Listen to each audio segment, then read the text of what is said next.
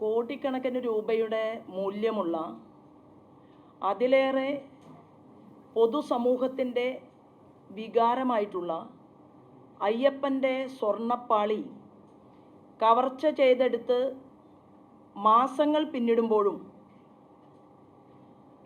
SITയുടെ നേതൃത്വത്തിൽ അന്വേഷണം നടന്നിട്ടും ഈ നിമിഷം വരെ തൊണ്ടി മുതൽ കണ്ടെടുക്കാൻ സാധിക്കാതിരിക്കുന്നതും കഴിഞ്ഞ നിരവധി ദിവസങ്ങളായി SIT നിശ്ചലാവസ്ഥയിലായിരിക്കുന്നതും ബഹുമാനപ്പെട്ട കോടതിയുടെ മുമ്പാകെയുള്ള ഈ സാഹചര്യത്തിൽ അതീവ ഗുരുതരമായിട്ടുള്ള ഈ കേസന്വേഷണം കോടതിയുടെ മുൻപാകെ BJP അപേക്ഷിക്കുകയാണ്. CBIക്ക് കൈമാറാൻ തയ്യാറാകണം. യഥാർത്ഥത്തിൽ SITയുടെ ഉദ്യോഗസ്ഥന്മാർ ഇത് കണ്ടെത്തണം എന്ന് ആഗ്രഹിച്ചിരുന്നു എങ്കിൽ ചോദ്യം ചെയ്യേണ്ടത് കേരളത്തിൻ്റെ മുഖ്യമന്ത്രിയെയാണ്. സ്വർണ്ണപ്പാളിയും അയ്യപ്പൻ്റെ എല്ലാ വസ്തുവകകളും സംരക്ഷിക്കുമെന്ന് ഭരണഘടന തൊട്ട് സത്യം ചെയ്ത നമ്മുടെ മന്ത്രിമാരുള്ള ഈ കേരളത്തിൽ ആഭ്യന്തര വകുപ്പ് കൈകാര്യം ചെയ്യുമ്പോൾ എല്ലാ ക്യാമറ കണ്ണുകളെയും ഇരുട്ടിലാഴ്ത്തിക്കൊണ്ട് വാഹനം അവിടെ വന്ന് നിന്നതും വാഹനത്തിനകത്ത് സ്വർണ്ണപ്പാളികൾ ചുരുട്ടിയെടുത്ത് കൊണ്ടുപോയതും എല്ലാം ഈ പൊതുസമൂഹത്തിൻ്റെ മുന്നിൽ നിലനിൽക്കുകയാണ്.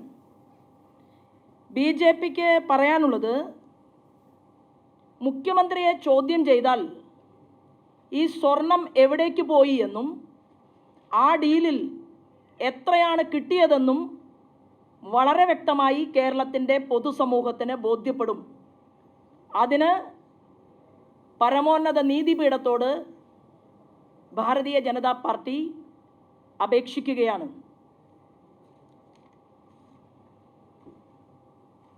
ശബരിമലയിൽ ആചാരലംഘനം നടത്തിയപ്പോൾ കേരളത്തിൻ്റെ പൊതുസമൂഹം മാർക്സിസ്റ്റ് പാർട്ടിക്ക് തിരിച്ചടി നൽകിയിട്ടുണ്ട്. അത് കഴിഞ്ഞ പാർലമെൻറ്റ് തെരഞ്ഞെടുപ്പിൽ CPIMനെ ബോധ്യപ്പെടുകയും ചെയ്തിട്ടുണ്ട്. എന്നാൽ വീണ്ടും ഈ ക്രൂരമായിട്ടുള്ള അല്ലെങ്കിൽ ഏറ്റവും വലിയ ഒരു കൊള്ളയ്ക്ക് നേതൃത്വം നൽകിയപ്പോൾ വീണ്ടും പൊതുസമൂഹം മറ്റൊരു തെരഞ്ഞെടുപ്പിലൂടെ മാർക്സിസ്റ്റ് പാർട്ടിക്ക് തിരിച്ചടി നൽകുന്നത് ഈ പഞ്ചായത്ത് തെരഞ്ഞെടുപ്പിലും കാണാൻ വേണ്ടി കേരളത്തിൻ്റെ ജനങ്ങൾക്ക് സാധിച്ചിട്ടുണ്ട്. ഇതിനെയെല്ലാം അതിജീവിക്കാൻ വേണ്ടിയിട്ടാണ് ഒരു അയ്യപ്പ സംഗമം വിളിച്ചു ചേർത്തത്. ആ അയ്യപ്പ സംഗമത്തിൽ ചെലവായത് 5 കോടിയോളം രൂപയാണ് എന്ന് ദേവസ്വം ബോർഡിൻ്റെ കമ്മീഷണർ പറയുകയും എന്നാൽ 7 കോടിയിലധികം വരുന്ന തുക ചിലവാക്കിയിട്ടുണ്ട് എന്നുള്ള കണക്ക് പൊതുസമൂഹത്തിൻ്റെ മുന്നിൽ വരികയും ചെയ്ത ഒരു സാഹചര്യത്തിൽ ഈ തീവട്ടിക്കൊള്ളക്കാരെ സംരക്ഷിക്കാൻ വേണ്ടിയിട്ടാണോ ദേവസ്വം ബോർഡിൻ്റെ തലപ്പത്ത് മിസ്റ്റർ ജയകുമാർ ഇരിക്കുന്നത് എന്നുള്ള ചോദ്യവും കേരള സമൂഹം ചർച്ച ചെയ്യുകയാണ്. എല്ലാ മാനദണ്ഡങ്ങളും കാറ്റിൽ പറത്തിക്കൊണ്ട് അയ്യപ്പ സംഗമത്തിന് ഒരു കരാറുമില്ലാതെ ഊരാളുങ്കൽ സൊസൈറ്റിയെ ഏൽപ്പിക്കാൻ ഒരു മടിയും ഈ ഗവൺമെൻറ്റിനുണ്ടായില്ല. മാത്രവുമല്ല, ചടയൻ ഗോവിന്ദൻ്റെ പാർട്ടി, ബഹുമാനപ്പെട്ട അച്യുതാനന്ദൻ്റെ പാർട്ടി, ശ്രീമാൻ AK ഗോപാലൻ്റെ പാർട്ടി ഇന്ന് മുഖ്യമന്ത്രി പിണറായി വിജയനിൽ എത്തി നിൽക്കുമ്പോൾ താൻ കണ്ണൂരിലെ പ്രത്യേകമായിട്ടുള്ള ഭക്ഷണമായിട്ടുള്ള എനിക്കൊക്കെയും അത് ഉണ്ടാക്കാൻ അറിയാം, ഒറോട്ടി, അതായത് കനത്തിൽ അരി കുഴച്ച് പരത്തിയിട്ട് ഒരു 8 ദോശയുടെ കനത്തിൽ ഉണ്ടാക്കുന്ന ഒരു ഭക്ഷണ പദാർത്ഥമാണ് ഒറോട്ടി എന്ന് ചില സ്ഥലത്ത് പറയും. അപ്പോൾ നമ്മുടെ പാവപ്പെട്ടവരുടെ പടനായകനായിട്ടുള്ള കേരളത്തിൻ്റെ മുഖ്യമന്ത്രി അദ്ദേഹം പറയുന്നത് കേട്ടു. അദ്ദേഹം ചെറുപ്പത്തിൽ ഒറോട്ടി കഴിച്ചുകൊണ്ടാണ് സ്കൂളിൽ പോയിരുന്നത്. ആ വിഭവം, ആ ഒരു ഭക്ഷണം കഴിച്ചാൽ വിശക്കില്ല, കുറേ സമയത്തേക്ക് വിശക്കാതിരിക്കും. അതിനോടൊപ്പം കറികളുണ്ടാവില്ല പാവപ്പെട്ട ആളുകളുടെ വീട്ടിൽ. അപ്പം അങ്ങനെ പാവപ്പെട്ടവരുടെ വീട്ടിൽ ജനിക്കുകയും ഒരു കറി പോലും കഴിക്കാനില്ലാതെ ഒറോട്ടി മാത്രം കഴിച്ച് സ്കൂളിൽ പോവുകയും ചെയ്ത നമ്മുടെ കേരളത്തിൻ്റെ ഇന്നത്തെ മുഖ്യമന്ത്രി അന്നത്തെ കമ്മ്യൂണിസ്റ്റ് പാർട്ടിയിലേക്ക് കടന്നു വന്ന ആ ഒരു ബാല്യത്തെക്കുറിച്ച് ഓർമ്മപ്പെടുത്തൽ നടത്തുമ്പോൾ അയ്യപ്പ സംഗമത്തിൽ മുഖ്യമന്ത്രിക്ക് ഒരു ദിവസം രാത്രി അന്തി ഉറങ്ങാൻ 2 ലക്ഷം രൂപ ചിലവഴിച്ചു എന്ന് പറയുന്നത് ഈ കമ്മ്യൂണിസ്റ്റ് പാർട്ടി എവിടെ എത്തി നിൽക്കുന്നു എന്നതിൻ്റെ സൂചകമാണ് എന്നുകൂടി ഭാരതീയ ജനതാ പാർട്ടി പറയുകയാണ്. നല്ലവരായിട്ടുള്ള മാർക്സിസ്റ്റ് പാർട്ടിയിലെ സഖാക്കന്മാർ ഈ വിഷയത്തെക്കുറിച്ച് പരിശോധിക്കണമെന്നും കേരളത്തിൽ നിന്ന് അഖിലേന്ത്യാ തലത്തിലേക്ക് എത്തിയിട്ടുള്ള മാർക്സിസ്റ്റ് പാർട്ടിയുടെ അഖിലേന്ത്യാ ലീഡർ ശ്രീമാൻ MA ബേബി ഈ വിഷയത്തോട് അയ്യപ്പ മഹാസംഗമത്തിൽ മുഖ്യമന്ത്രി പിണറായി വിജയന് ഒരു രാത്രിയിൽ ഉറങ്ങാൻ 2 ലക്ഷം രൂപ ചെലവഴിച്ചതിനെക്കുറിച്ച് പൊതുസമൂഹത്തോട് മറുപടി പറയണം എന്നും ഭാരതീയ ജനതാ പാർട്ടി ആവശ്യപ്പെടുകയാണ്. 2016 മാർക്സിസ്റ്റ് പാർട്ടി തിരഞ്ഞെടുപ്പ് സമയത്ത് കേരളത്തോട് പറഞ്ഞത് മദ്യവർജനമാണ് ഈ ഗവൺമെൻറ്റിൻ്റെ മുഖമുദ്ര എന്നാണ്. 2016 സർക്കാർ അധികാരത്തിലെത്തുമ്പോൾ 29 ബാറുകളായിരുന്നു കേരളത്തിൽ പ്രവർത്തിച്ചുകൊണ്ടിരുന്നത്. ഇന്ന് കേരളത്തിൽ 884 ബാറുകൾ ഉയർന്നു കഴിഞ്ഞു. ചോദിക്കുന്നവർക്കെല്ലാം പെട്ടിക്കട കൊടുക്കുന്നത് പോലെ ബാറുകൾ അനുവദിച്ചു കൊടുക്കുന്ന ഒരു ഗവൺമെൻറ്റായി പിണറായി വിജയൻ ഗവൺമെൻറ് മാറിയിരിക്കുകയാണ്. തെരഞ്ഞെടുപ്പ് പടിവാതിൽക്കൽ എത്തി നിൽക്കുമ്പോൾ ബാറിൻ്റെ പ്രവർത്തന സമയം അത് അർദ്ധരാത്രി വരെയായിട്ട് നീട്ടിക്കൊടുക്കാൻ തീരുമാനിച്ചു. ഇത് വലിയ ഒരു തീവെട്ടിക്കൊള്ളയ്ക്കും മാർക്സിസ്റ്റ് പാർട്ടിക്ക് പണസമ്പാദനത്തിനുമുള്ള വേദിയാക്കി ഈ ബാർ മുതലാളിമാരുടെ കയ്യിൽ നിന്ന് കോടികൾ പിരിച്ചെടുക്കാൻ വേണ്ടിയിട്ടുള്ള തന്ത്രത്തിൻ്റെ ഭാഗമായിട്ടാണ് ഇത് അതീവ ഗൗരവത്തോടുകൂടി പൊതുസമൂഹം പരിഗണിക്കും എന്നുള്ള കാര്യത്തിൽ ഒരു തർക്കവുമില്ല. ഇതിന് കാരണമായി കഴിഞ്ഞ ദിവസം ചെറുപ്പക്കാരനായ ഭാവി കേരളം പ്രതീക്ഷയോടെ നോക്കുന്ന ഏതു പാർട്ടിക്കാരനുമാകട്ടെ പ്രതീക്ഷയോടുകൂടി നോക്കേണ്ട ഒരു വ്യക്തി മിസ്റ്റർ MP രാജേഷ്, അദ്ദേഹം എക്സൈസ് മന്ത്രിയാണ്. അദ്ദേഹം പറയുകയാണ് ടൂറിസം മേഖലയുടെ വികസനത്തിന് വേണ്ടിയാണ് പോലും രാത്രി 12 മണി വരെ ബാറുകൾ സമയം നീട്ടിയിട്ടുള്ളത് എന്നാണ്. അതിനർത്ഥം എന്താണ്? ഇന്ത്യയിൽ ടൂറിസം വികസനത്തിന് വേണ്ടി ഏറ്റവും പേരുകേട്ട നിരവധി സംസ്ഥാനങ്ങൾ നമ്മുടെ നാട്ടിലുണ്ട്. ഗുജറാത്ത് ഇന്ത്യയിൽ 4ാം സ്ഥാനത്താണ്. ആ ഗുജറാത്തിൽ സമ്പൂർണ്ണ മദ്യവർജനമാണ്.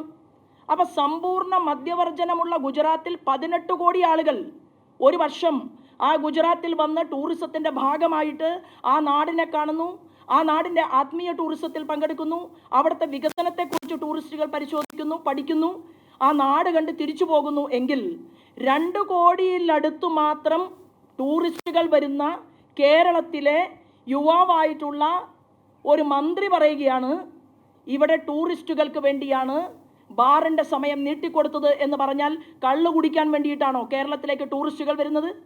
അതാണോ കേരളത്തിൻ്റെ വകുപ്പ് മന്ത്രിയുടെ ഭാഷ? ഈ കേരളത്തിൽ അഡ്വഞ്ചർ ടൂറിസത്തിനെ വർദ്ധിപ്പിക്കാൻ, ആത്മീയ ടൂറിസത്തിനെ വളർത്താൻ, ഈ കേരളത്തിലെ യുവാക്കൾക്ക് തൊഴിൽ കിട്ടാൻ സാധിക്കുന്ന രീതിയിൽ നമ്മുടെ കേരളത്തെക്കുറിച്ച് ലോകം അറിയേണ്ടത് ദൈവത്തിൻ്റെ സ്വന്തം നാട് എന്നാണ്.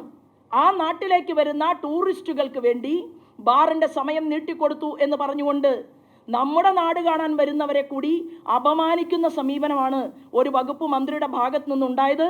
അത് അത്യന്തം ലജ്ജാകരമാണ്, അത് കുറ്റകരമാണ് എന്നുകൂടി ഭാരതീയ ജനതാ പാർട്ടി പൊതുസമൂഹത്തോട് അറിയിക്കുകയാണ്. കഴിഞ്ഞ ദിവസം ബഹുമാനപ്പെട്ട പ്രധാനമന്ത്രിയെ ബഹുമാനപ്പെട്ട കാന്തപുരം അബൂബക്കർ മുസ്ലിയാർ സന്ദർശിക്കുകയുണ്ടായി. ആ സന്ദർശനത്തിനു ശേഷം അദ്ദേഹം പുറത്തിറങ്ങിക്കൊണ്ട് പറഞ്ഞു, ഈ രാജ്യത്ത് മുസ്ലിം ജനത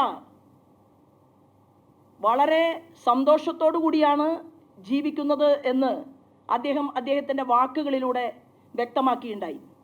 എന്നാൽ കാന്തപുരത്തിൻ്റെ വാക്കുകൾ കേട്ടതിന് ശേഷവും കേരളത്തിൻ്റെ പ്രതിപക്ഷ നേതാവ് ശ്രീമാൻ വി ഡി സതീശൻ പറയുന്നത് കാര്യങ്ങൾ അങ്ങനെയല്ല എന്നാണ്. അപ്പോൾ ഒരു മുസ്ലിം സമുദായത്തിൻ്റെ എണ്ണമറ്റ ആളുകളുടെ, ലക്ഷക്കണക്കിന് വരുന്ന ആളുകളുടെ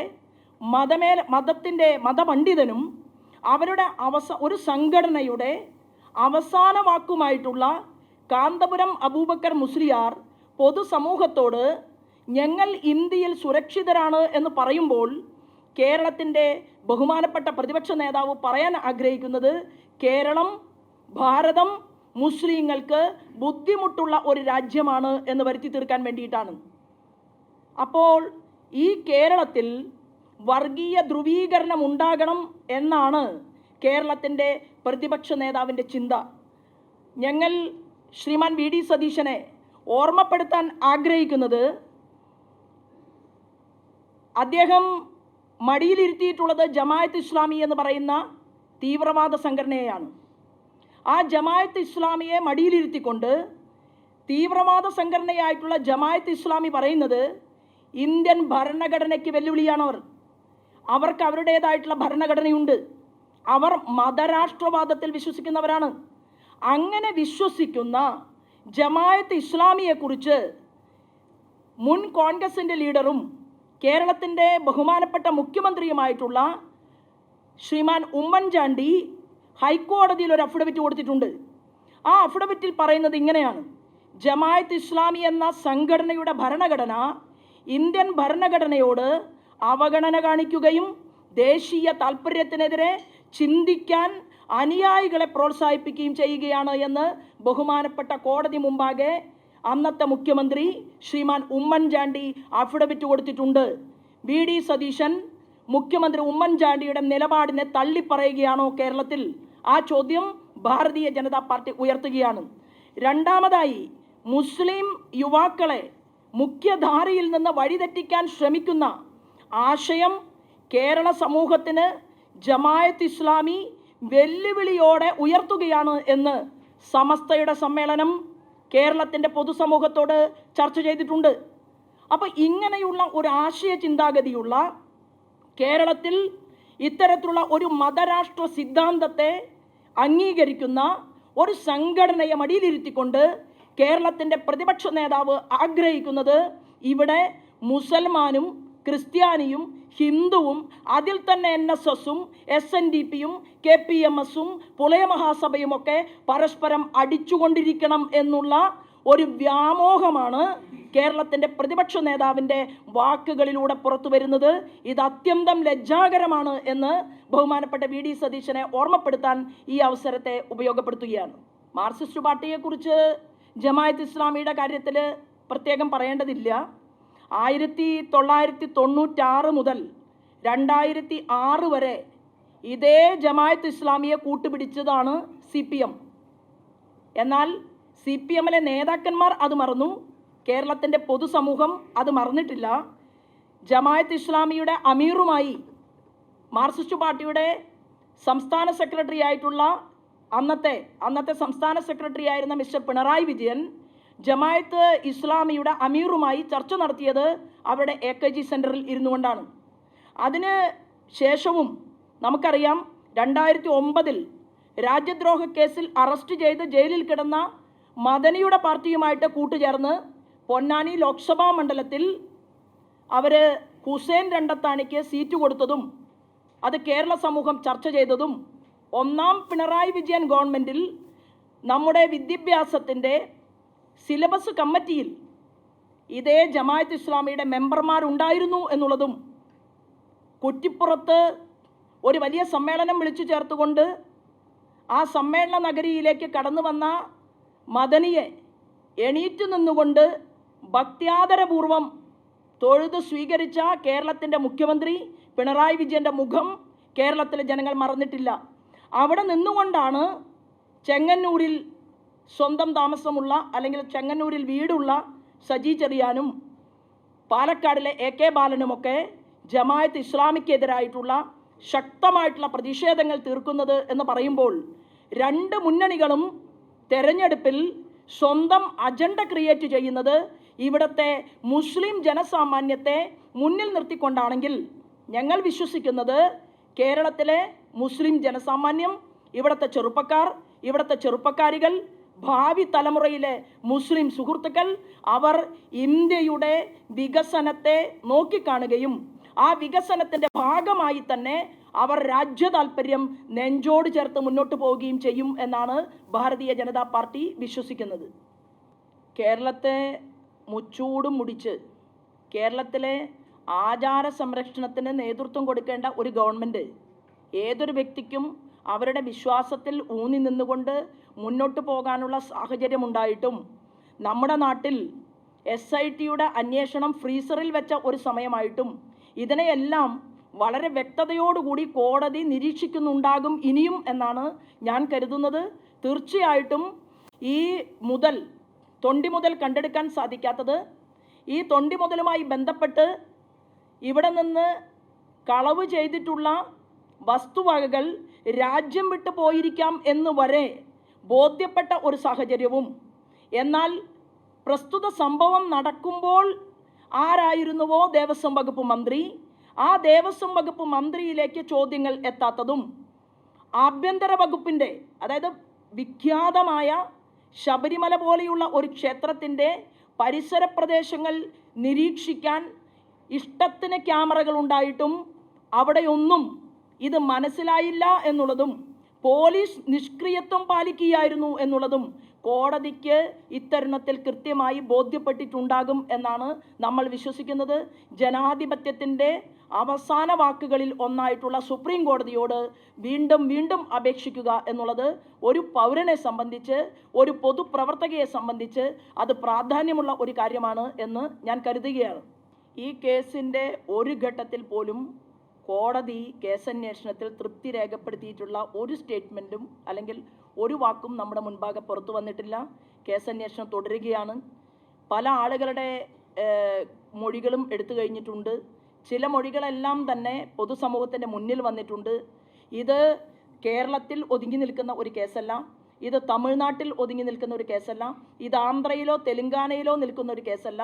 ഈ കേസുമായി ബന്ധപ്പെട്ടുകൊണ്ട് നിരവധിയായിട്ടുള്ള സംശയങ്ങൾ നമ്മുടെ മുന്നിൽ നിലനിൽക്കുന്നുണ്ട്. മാത്രവുമല്ല, ഇന്ത്യയിലെ തന്നെ കോൺഗ്രസിലെ അതിപ്രഗത്ഭയായിട്ടുള്ള ഒരു നേതാവായിട്ടുള്ള ശ്രീമതി സോണിയാഗാന്ധിയുടെ വീട്ടിൽ പോലും ഇവിടുത്തെ ഈ കൾപ്രിറ്റ് എന്ന് പൊതുസമൂഹം കണ്ടെത്തിയിട്ടുള്ള, പൊതുസമൂഹം ബോധ്യപ്പെട്ടിട്ടുള്ള ഉണ്ണികൃഷ്ണൻ പോറ്റിയുടെ സാന്നിധ്യത്തെ എത്തിക്കാൻ MP-മാർ വരെ ഇടപെട്ടിട്ടുണ്ടെങ്കിൽ ഇത് വലിയ ഒരു കേസാണ്. അത് തീർച്ചയായിട്ടും വ്യക്തതയോടുകൂടിയിട്ടുള്ള അന്വേഷണം ഉണ്ടാകണം. CBI ഈ കേസ് ഏറ്റെടുക്കണം എന്നുള്ളത് തന്നെയാണ് ഈ വിഷയത്തിൽ നമ്മുടെ നിലപാട്.